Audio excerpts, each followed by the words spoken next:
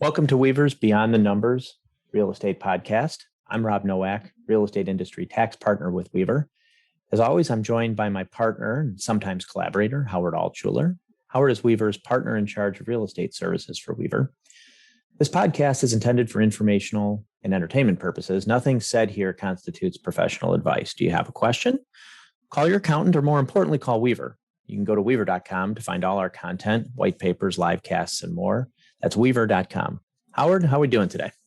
I'm doing good. Here we are in June. A couple of weeks ago, with the CDC orders and everything going on COVID-wise, our firm lifted its mask mandate, at least here in our Texas offices. And that was quite a happy day. Felt Right. a lot of freedom. Felt like, going to Disney to celebrate. Oh, wait, you just got back from Disney. That's right. How was it? Tell me what you saw out there. So it was interesting.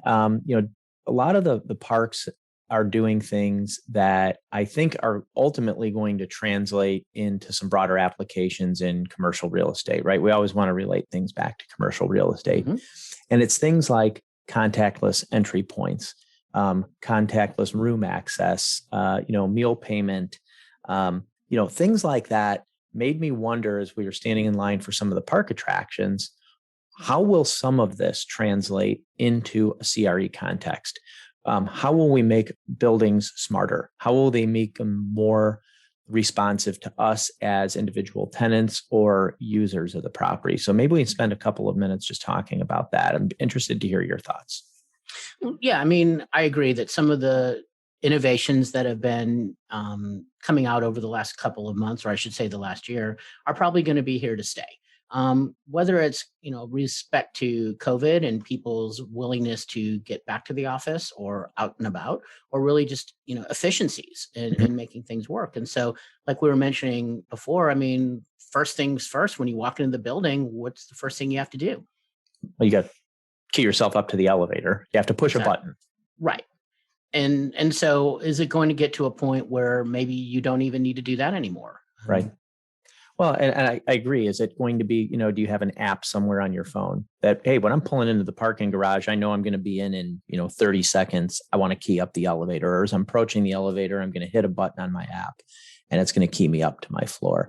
When you think about it, you have to dig into your pocket to get something sometimes, whether it's, a credit card to pay or your key card to get you up to the elevator. But what do you normally have at the ready in your back pocket all the time, chambered up and ready to go? You have your phone, right? That's why I think this contactless payment, where you can just touch your phone to a reader, is going to be one of these things that sticks around. I don't have to dig into my pocket, pull out my credit card, put it down, risk leaving my credit card behind. How many times have you left your credit card behind somewhere? Probably. I usually don't. Okay, but my wife does once in a while. It does happen. Right. How many times do you lose your phone? Probably not as often, because that's always in your hand and it's at the ready. And I think that same translation into what you described as perhaps, an app that is going to enable us to control systems that help us access our tenant suite are going to carry over. And that's not a COVID thing. I think it's just a convenience thing in the long run. Well, and it's already out there. We have Apple Pay or iPhone Pay, I guess, or Phone Pay, I should say, for Android users. A lot of hotels have the room keys where they're hooked up to the phone. So things like that have already started. It's just a matter of, you don't necessarily see it that much in office buildings and so on. And let's take it a step further. It could get to a point where, you combine that with biometrics, and instead of pulling out your key card to get into your office, it has a quick reader that can scan your, do facial recognition scan and open the door for you.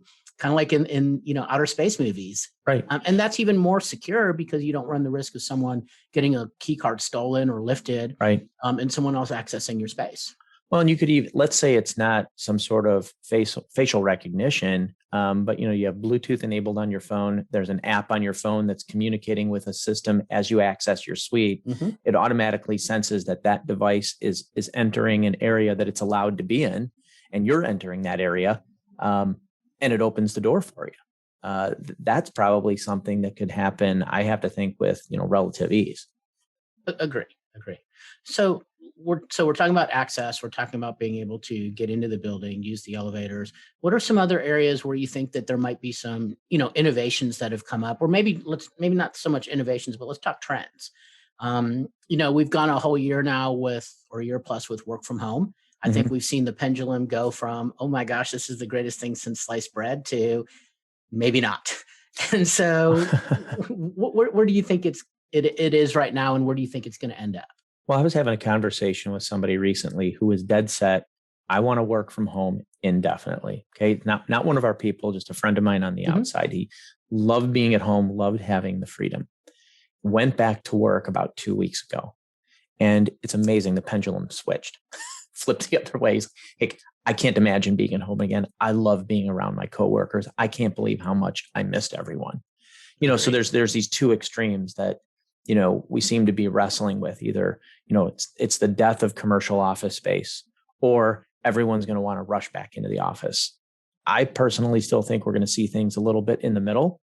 Maybe on Monday when traffic is bad, I'm going to want to work from home. I'll come in Tuesday, Wednesday, Thursday. I want to work from home a half a day on Friday just to give myself some flexibility toward the back half of my day. Personally, that's where I think things trend to. We're still social creatures and social beings. We form groups, we form relationships and social circles, and we want to be part of those social circles. To completely cut that off is, I think, going to be very tough for us just from an innate standpoint. No, and that totally makes sense. I'm in the same boat. I've been in the office now probably 3-4 days a week, and I don't see myself going back to being at home more often. Although, there are some conveniences to being at home and getting some things done. So it'll be more of the occasional treat than necessarily the norm. I also could see, you talk about traffic, and traffic hasn't been bad for a year. And now that we're in the summertime, traffic is usually a little better. So the fall, things will pick back up traffic wise. I could see people maybe being a little bit more flexibility in time.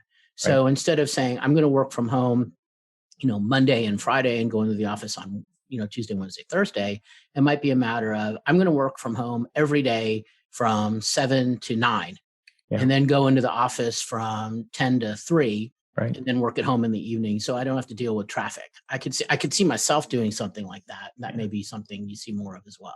And I don't think that issue really sorts itself out until folks with school-age kids have those kids back in school. So in the fall, after Labor Day, that's sort of the traditional end of summer, so to speak. I think that's when we're going to start to see folks get back into a normal cadence and what we would call, a normal schedule, where maybe they are, working in, an 8 to 4, typical 9 to 5. It's probably when we see the traffic pop back up too. Because I agree with you. Summertime, folks are on vacation, kids are out of school. Traffic is a little bit better. So the other thing that I'm going to be interested to see, we haven't really seen it much here at our office because, we have a lot of people who are still working from home. We have a lot of auditors, especially on my floor, who aren't in the office, but we haven't had a need for anything substantial from a social distancing standpoint, just because of the fact that we aren't really full at capacity yet. In your world, on the tax side, probably a little bit more people sitting in the office. And so have you seen anything different? And are you anticipating, where do you think we're going to end up from a social distancing within the office perspective? Well, you know what?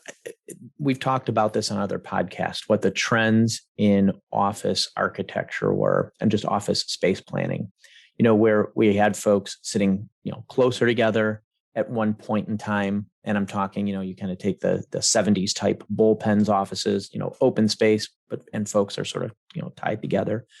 That in the 80s and 90s became, hey, I want to have my own space. And now we're back again to this open floor plan concept.